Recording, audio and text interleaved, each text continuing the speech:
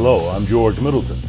Welcome to Deconstructing Race, a critical thought podcast where we deconstruct race and its social issues like this. A country emerging from protests of pain. After the killing of George Floyd, I cannot breathe. Viral moments of racial bias caught on tape. I'm going to tell them there's an African-American man threatening my life. And the deadly shooting of Ahmaud Arbery. Race, a social construct of chaos, resulting in learned behaviors that can be unlearned by challenging our system of beliefs. Let's begin. Welcome to Deconstructing Race.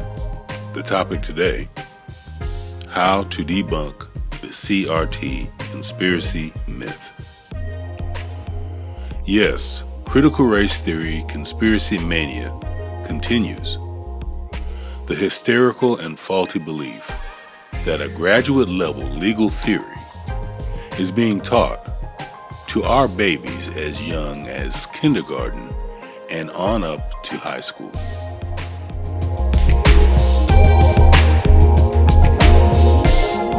Materials that you're providing where it says if you were born a white male, you were born an oppressor, you are abusing our children. One speaker after another accused board members of introducing so-called critical race theory about whites, blacks, and U.S. history into the classrooms. Parents saying that CRT is now indoctrinating students, disguised in the school system's initiatives on diversity, equity, and inclusion, or DEI. The DEI program is a Trojan horse that will bring in a slippery slope. A slippery slope that will ultimately end in critical race theory, white repentance, and the McDonaldization of America's students. Please get back to just teaching our children math, science, factual history, equity of opportunity, and teaching them how to think and not what to think.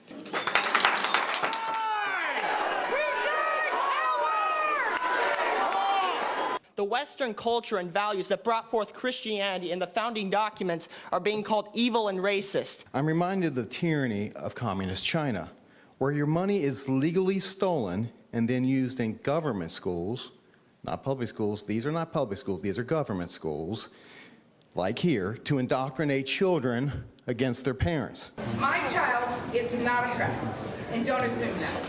As long as you Marxists push your unconstitutional agenda on my child, she will not be returning back to Loudoun County schools.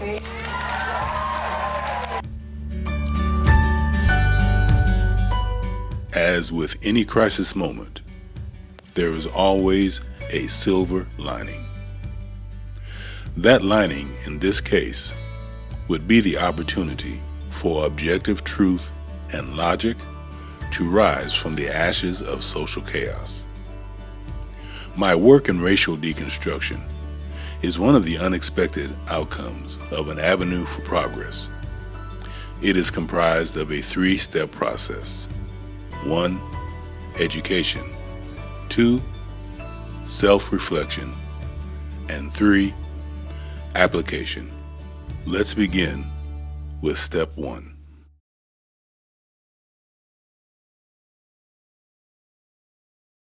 Critical race theory, originating in the mid-1970s, an intellectual movement and loosely organized framework of legal analysis based on the premise that race is not a natural, biologically grounded feature of physically distinct subgroups of human beings, but a socially constructed, culturally invented category that is used to oppress and exploit people of color. Critical race theorists hold that the law and legal institutions in the United States are inherently racist insofar as they function to create and maintain social, economic, and political inequalities between whites and non-whites, especially African Americans. Note here in this definition of CRT The most important component in this above-mentioned description is that race is socially constructed. You may think you know exactly what race you are, but how would you prove it if someone disagreed with you? The fact is, even though race drives a lot of social and political outcomes, race isn't real. One of the first people to attempt to categorize humans according to race was a German scientist around 1776. He came up with 5 different groups according to physical appearance and geographic origin of their ancestors. Americans of European descent eagerly bought into this type of thinking around the same time. Some historians have said the idea that there were different races helped them resolve the contradiction between a natural right to freedom and the fact of slavery. If whites were their own distinct category, then they could feel a lot better about denying freedom to people who they labeled black and decided were fundamentally different. But as political priorities change, definitions of race in America adjust right along with them. For example, if you were of Mexican birth or ancestry in the United States in 1929, you were considered white. Then, the 1930 census changed that to non-white to limit immigration. Later, when the U.S. needed to increase its labor force during World War II, these people were switched back to white. And what it took to be black once varied so wildly throughout the country, from 1/4 to 1/16 to the infamous 1 drop of African ancestry, that people could actually change races just by crossing state lines. Then suddenly in 2000, the government decided that Americans could be more than one race and added a multiracial category to the census. This has left many Americans scratching their heads when it comes to selecting who they are. As many as 6.2% of census respondents selected some other race in a 2010 survey. The idea that someone might look one way and identify another way, or that they might be really hard to place in a racial category, is not new. This is why there was a public debate about whether MSNBC's Karen Finney could say she was black, or how we can't even agree on the racial label assigned to the President of the United States. Of course, many people feel their racial identity is very clear and very permanent, but the fact that some people have changed theirs and that no one can really argue with them shows how shaky the very idea of race is. This is all because there isn't a race chromosome in our DNA that people can point to. It simply doesn't exist. When the medical community links race to health outcomes, it's really just using race as a substitute for other factors, such as where your ancestors came from, or the experiences of people who may have been put in the same racial group as you. Dorothy Roberts explains that sickle cell anemia is a prime example of this. The disease is linked to areas with high rates of malaria, which include some parts of Europe and Asia in addition to Africa. It's not actually about race at all. This, of course, does not mean that the concept of race isn't hugely important in our lives. The racial categories to which we're assigned can determine real-life experiences, they can drive political outcomes, and they can even make the difference between life and death. But understanding that racial categories are made up can give us an important perspective on where racism came from in the first place.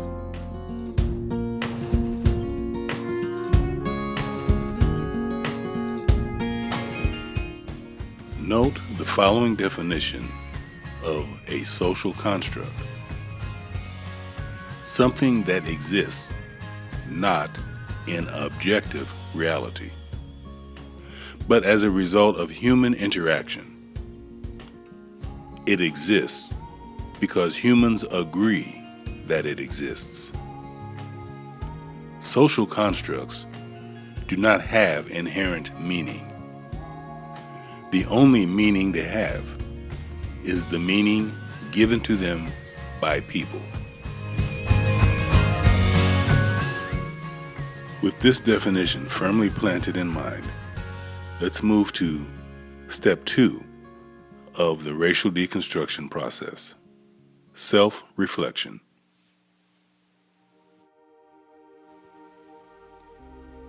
What does this say about race as a social construct?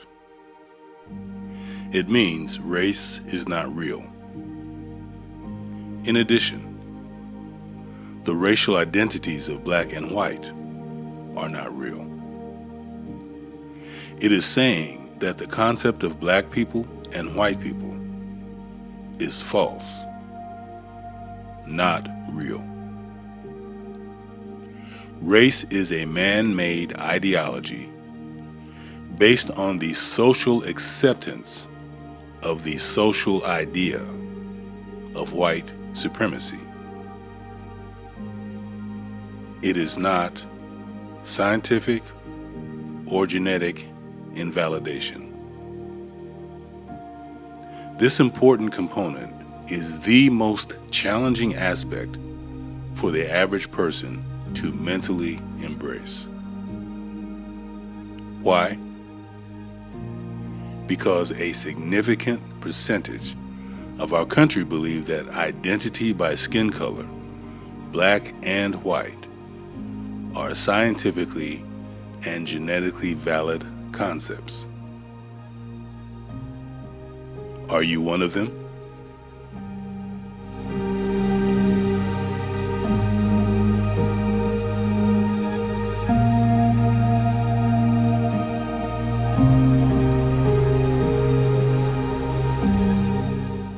Racial classification systems were developed in the 1600s as Europeans explored and colonized the globe and found that there were physical differences between people.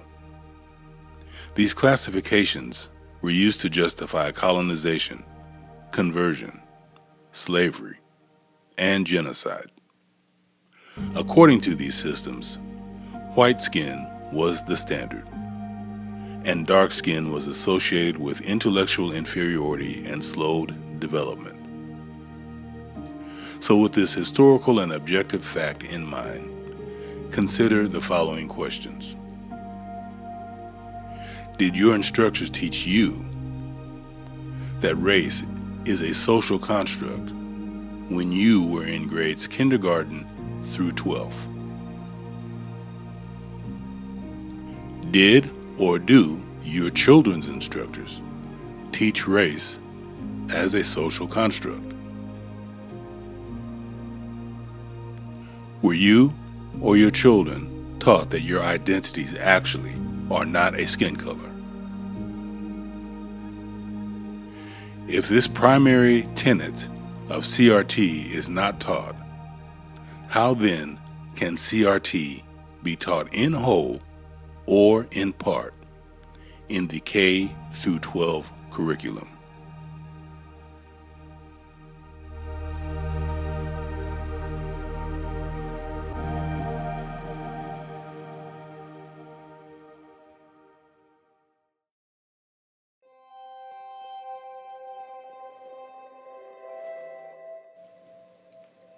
Now for step 3, application.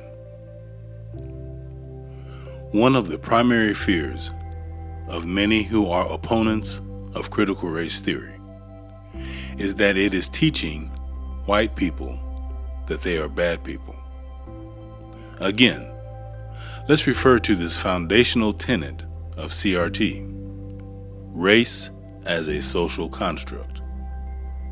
Keeping with this logic, the concept of white people is also then a social construct.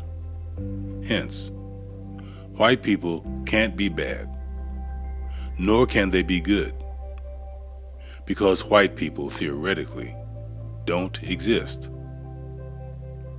Any school not teaching this theoretical view is not teaching the principles of critical race theory. They are actually teaching the principles of race ideology. Learn the difference. The issue is not critical race theory. It is race ideology that is in need of address. And not just the system of education, but all systems of public service. Children as early as the age of 5 know instinctively the social meaning of racial identity by skin color.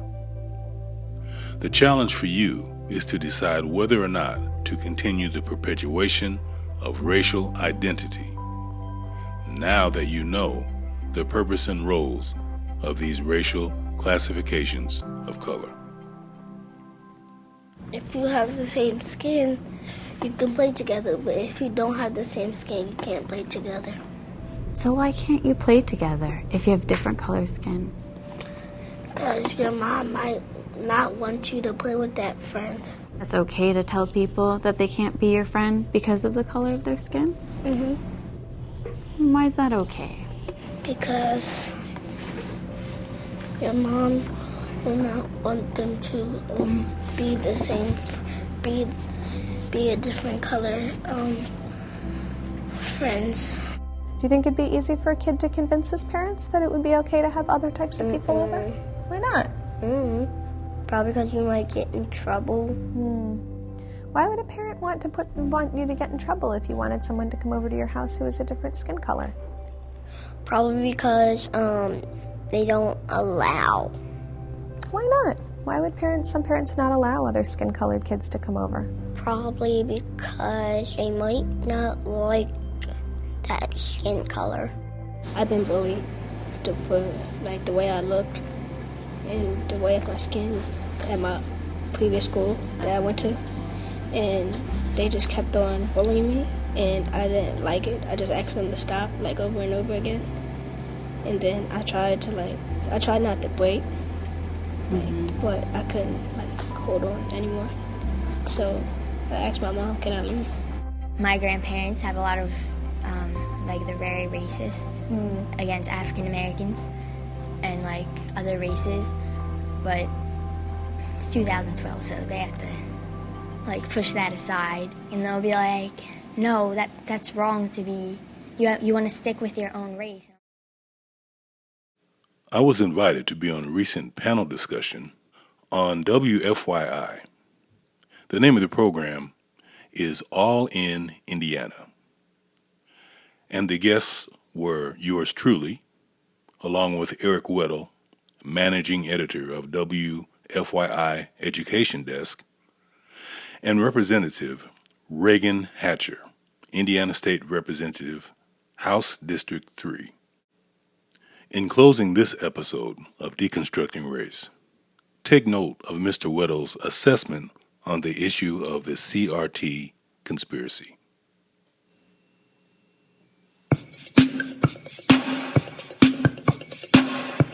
This is All In. I'm Miriam Sobe. The debate around critical race theory among parents and educators has been a hot topic for some across the country and here in Indiana. Today, we hope to learn and understand more about critical race theory, why it's been on the minds of lawmakers and parents, and what it means for schools and educators in the state. With us now is Eric Weddle, managing editor for WFYI's Education Desk, here to help us find out what's been going on in Indiana schools and how school leaders are addressing this issue. Welcome to the program, Eric. Thanks a lot for having me. Let's start with learning more about this debate on critical race theory. How long has this been going on in Indiana, or is this something totally new? Yeah, this is something new. I mean, Indiana has been the focus of debates on classroom teaching and curriculum in the past, but the debate right now on how to teach, race and racism in public schools and initiatives around inclusion and diversity is something new. Mm-hmm. And do you know when or how this all began here in Indiana in particular? Yeah. I mean, I can't pinpoint where we first saw this issue erupt into the public in Indiana. There are school districts and counties where it's become a focus, such as Hamilton County, north of Indianapolis. But before this debate came here, it was playing out in other states on cable news and talk radio. And, we've seen about 20 states so far have introduced bills that would restrict how teachers discuss racism, raise controversial issues in the classroom. And 8 states, and mostly Republican state houses, have passed bills so far this year. There's the news site Education Week, reported that, critical race theory, the focus on that began about a year ago with some conservative groups, in wake of the social justice protest that we saw. And then that kind of caught the attention of President Trump, who signed an executive order about it that has since been repealed by President Biden. But some of that language, ended up in these bills that we're seeing. And so as that's played out, it's made its way here into Indiana. So, Eric, is CRT a curriculum that is being taught in Indiana schools? Let's just clarify this for our listeners. Right. We keep hearing so many things. Well, yeah, I think, it's not a curriculum. And like I said, previously, it's more of a framework for studying or, kind of like analyzing different types of history and how people of color have been impacted by that. And so there isn't a curriculum, that I'm aware of. Indiana does not have that either approved as part of their state approved standards. And I'm not aware of any school district, that teaches the CRT framework to its students. You know, I'm not saying that there is not any in the state. I'm not aware of any, and you are hearing a lot of school districts that are now coming out and announcing that they don't teach it. You know, Right. I mentioned Hamilton County schools have all come out and said that. Indianapolis Public School District, which has taken kind of a public stance on being a anti-racist school district, their leader came out recently, you know, and said that that is not part of their curriculum. Is there a reason why it's being presented as this? I mean, it seems like there's a lot of misinformation. Yeah, I mean, I think it's it's become a catch-all phrase, and I think it's it's become more of a political issue than like an education policy issue. And I think that's why a lot of maybe education journalists, across the country, and maybe political reporters have struggled on how to report on this. We had Indiana Attorney General Todd Rokita put out a document, called the Parents' Bill of Rights, that spends a lot of pages on CRT, and I think he adds a lot of other terms into CRT as being related or part of it, like culturally responsive teaching. And I think that, people hear that term, like a term like that used, there's a number of charter schools, that I know in Indianapolis that kind of use that as a kind of a framework for how they teach to their students. And I think that's kind of like misleading people into thinking that this is like kind of a curriculum plan that includes these different things that is being directly taught to students. When I think it's kind of, CRT is more of, I think, a word now being used for an array of topics that people are opposed to.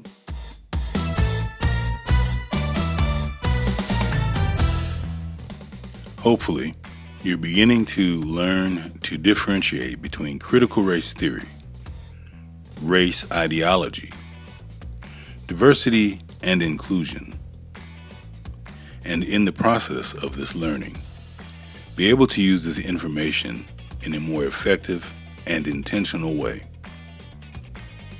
Again, my racial deconstruction work is available on Amazon. And please continue to follow this podcast, as together we continue to deconstruct race.